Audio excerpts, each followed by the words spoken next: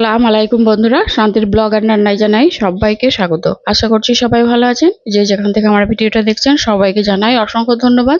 প্রতিদিনের মতো আবারও চলে এসেছি আপনাদের মাঝে। আজকে আমি করে দেখাবো সুজির উপমা বা ঝাল সুজি। তো চলুন রেসিপিটা কিভাবে বানাচ্ছি একটু দেখে নিন। আমি এখানে বসিয়ে দিয়েছি একটা কড়াই। কড়াইটাকে খুব ভালো করে গরম করে নিয়েছি। এরপর আমি এখানে এক বাটি মাপ করে এখানে দিয়ে দিলাম 1 বাটি সুজি। তো প্রথমে আমি সুজিটাকে শুকনো খোলায় ভেজে নেব 3 থেকে 4 মিনিট। এভাবে করে সুজিটাকে ভেজে নেব। এখানে তেল বা ঘি কিছু আমি দিইনি, এখানে শুধু শুকনো খোলায় সুজিটাকে এভাবে 3 থেকে 4 মিনিট ভেজে নেব। গ্যাসের আঁচটাকে অবশ্যই মিডিয়ামে রাখবেন, না হলে পুড়ে যেতে পারে। তো আমার সুজিটা ভাজা হয়ে গেছে, আমি এখান থেকে সুজিটাকে উঠিয়ে নিয়েছি। এরপর আমি এই কড়াইয়ের মধ্যেই দিয়ে দিলাম রান্নার তেল।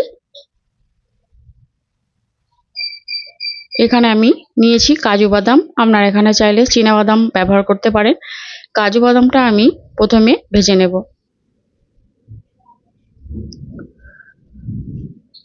তো খুব বেশি লাল লাল করে ভাজবো না, একটু কালার চলে এলে এটাকে তুলে নেব। এদিকে আমি নিয়েছি কিছু সবজি, এখানে নিয়েছি বিনস, ক্যাপসিকাম, টমেটো, কাঁচা লঙ্কা, কারি পাতা, মটরশুঁটি আর নিয়েছি গাজর। আর এখানে নিয়েছি একটা মাঝারি সাইজের কোচানো পেঁয়াজ। আমি এখানে আমার প্রয়োজন মতো বা পছন্দ অনুযায়ী সবজি নিয়েছি, আপনারা আপনাদের পছন্দ অনুযায়ী যে কোনো সবজি এখানে ব্যবহার করতে পারেন।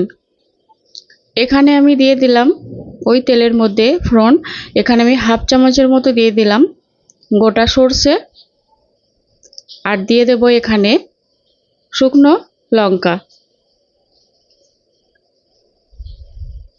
ফোড়নটাকে একটু ভেজে নেব। এরপর আমি এখানে দিয়ে দেব কারি পাতা। আপনারা যদি পছন্দ না করেন কেউ কারি পাতা বাদ দিতে পারেন, কিন্তু তবে দিলে ভালোই লাগবে। কারি পাতার সঙ্গে ফোড়নটাকে খুব ভালো করে একটু ভেজে নেব। এরপর আমি এখানে দিয়ে দেব পেঁয়াজ কুচি। এরপর ফোড়নের সঙ্গে পেঁয়াজটাকে খুব ভালোভাবে ভেজে নেব।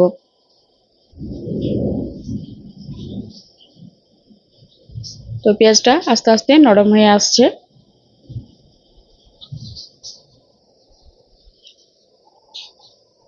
এরপর আমি এই পেঁয়াজের মধ্যে দিয়ে দেব প্রথমে গাজর কুচি, কারণ গাজরটা সেদ্ধ হতে একটু টাইম লাগে। তো প্রথমে আমি গাজরটাকে দিয়ে দিলাম। গাজরটাকে দেওয়ার পর আমি এখানে 2-3 মিনিট প্রথমে গাজরটাকে ভেজে নেব। এখানে আমি দিয়ে দেব স্বাদ মতো নুন। নুনটা প্রথমে দিয়ে দিলাম কারণ নুনটা দিলে খুব তাড়াতাড়ি নরম হয়ে যাবে।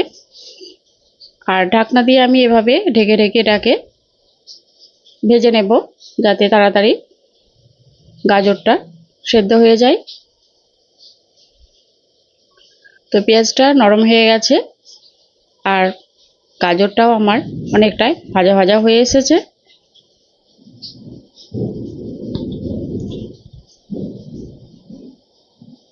এরপর আমি এখানে দিয়ে দেব ক্যাপসিকাম কুচি, দিয়ে দিলাম বিনস কুচি।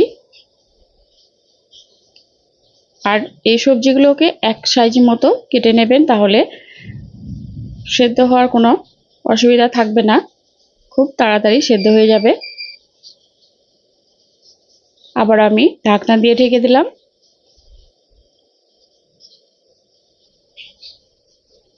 এভাবে ঢাকনা দিয়ে ঢেকে সেদ্ধ করলে খুব তাড়াতাড়ি ভাবে নরম হয়ে যাবে। তো দেখুন এগুলো আমার প্রায় নরম হয়ে গেছে অনেকটাই।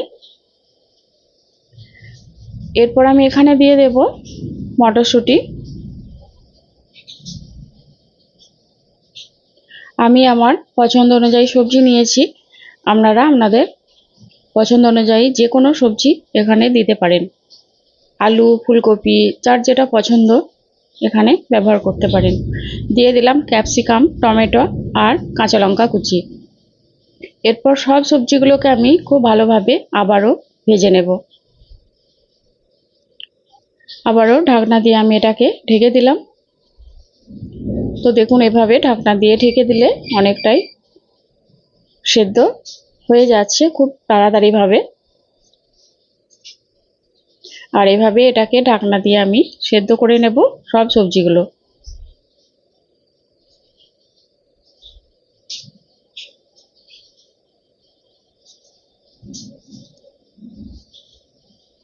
তো সবজিগুলো আমার প্রায় সেদ্ধ হয়ে এসেছে। বন্ধুরা, এই রেসিপিটা আপনারা সকালে কিংবা বিকালে টিফিনে কিংবা স্কুলে বাচ্চাদের টিফিনে এটা তৈরি করে দিতে পারেন। খেতে খুবই ভালো লাগবে, আর বাচ্চাদেরকে এভাবে করে দিলে খুবই খেতে পছন্দ করবে। সবজিগুলো আমার ভাজা হয়ে গেছে। এরপর আমি এখানে ভেজে রাখা সুজিটা দিয়ে দিলাম। সুজিটা দেওয়ার পর আমি এখানে আবারও সবজির সঙ্গে খুব ভালোভাবে সুজিটাকে একটু ভেজে নেব।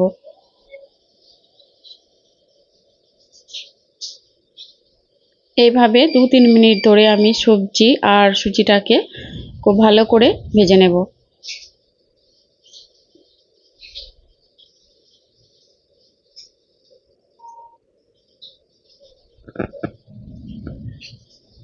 এই রেসিপিটা যদি ভালো লেগে থাকে তাহলে আপনারা একটা লাইক, কমেন্ট, শেয়ার করবেন।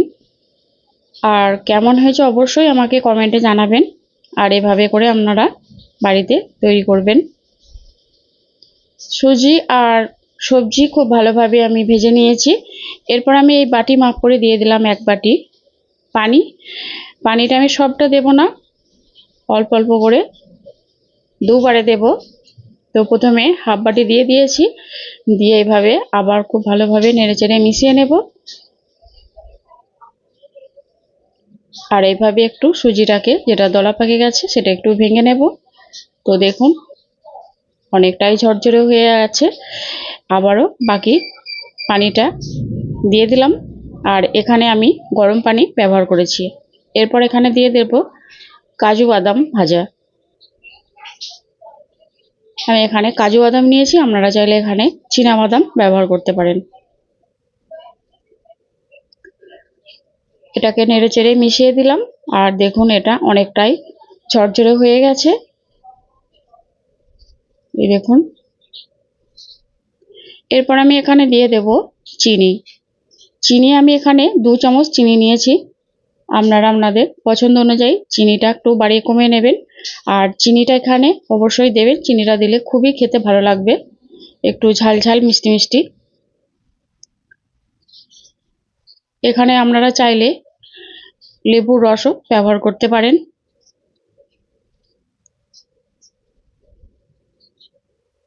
চিনিটা দিয়ে খুব ভালোভাবে নেড়েচেড়ে মিশিয়ে নিলাম। তো এটা আমার পুরোপুরি রেডি। দেখুন অনেকটাই ঝরঝরে হয়ে গেছে।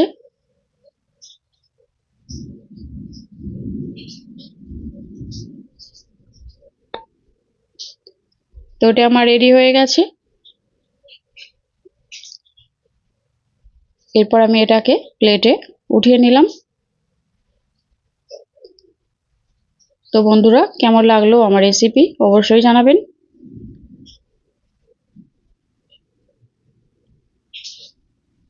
এই রেসিপিটা সন্ধ্যাবেলায় চায়ের সঙ্গে খেতেও খুব ভালো লাগে, ঝাল ঝাল।